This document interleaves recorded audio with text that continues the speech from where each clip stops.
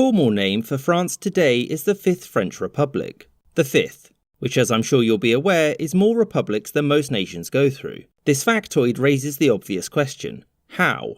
How has France gone through so many republics? So the only way to find this out is by looking at why the first four republics failed and what led to the French continuously implementing new ones. So the first French Republic, the one with all the guillotining, aka the fun one, was brought into being in 1792 after the French Revolution 3 years earlier. It was, to put it mildly, pretty unstable, and it saw several forms of republican government ending in the consulate, whereby three men, consuls led by the first consul, Napoleon Bonaparte, ran the country as a dictatorship. In 1804, Napoleon proclaimed the establishment of the French Empire with himself as its emperor. That's Republic number 1 dead. Napoleon's rule would come to an end in 1815 when all of Europe barring Poland united against him. And after he was ousted came the Bourbon Restoration, which brought back the old Bourbon royal family with Louis XVIII as France's new constitutional monarch. He ruled for about a decade before catching a mild case of death, and he was succeeded by Charles X.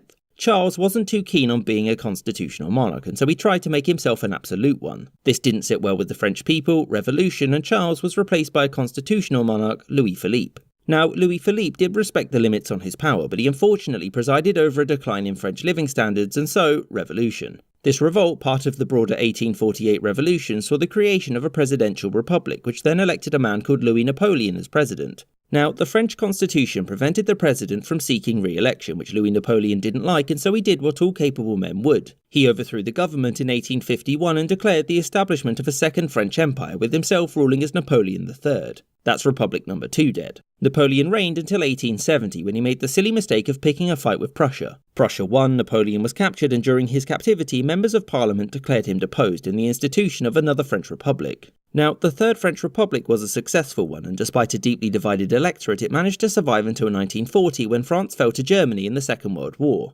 Most of it was occupied, and the bits that remained free from occupation became the French state led by Philippe Pétain. That's Republic number 3 dead. As you'll know, many in France opposed Pétain, and the Free French forces in exile would end up regaining control of the country in 1945 when it was liberated by the Allies. There was a nationwide referendum the next year which approved the creation of a Fourth Republic. Now, the Fourth Republic was a bit different. The French Parliament and Prime Minister had immense power, whereas the President had very little. The Fourth Republic also attempted to bring many of France's colonies into France itself. Most preferred independence, and as the French Empire disintegrated, it was only Algeria which became a formal part of France. Now, the Fourth Republic was, frankly, a hot mess. Political divisions were extreme and Parliament was in complete deadlock. And this deadlock caused problems for the French military, since the constant changes in policy meant that they couldn't secure Algeria and the rest of the French Empire. This upset them, and so to stop Algeria from falling away, they did the only thing they could in 1958. They staged a coup. This saw parts of the French military seize control of Algeria and soon afterwards Corsica. President René Coty declared that the Fourth Republic had failed and that civil war was inevitable unless Charles de Gaulle returned as president. De Gaulle was basically instated as a dictator for 6 months with near unlimited power, and during the period he oversaw the creation of a new constitution. In September of 1958, de Gaulle put this new constitution to the people in an empire-wide referendum, which was overwhelmingly backed. The Fourth Republic was dead, long live the Fifth Republic.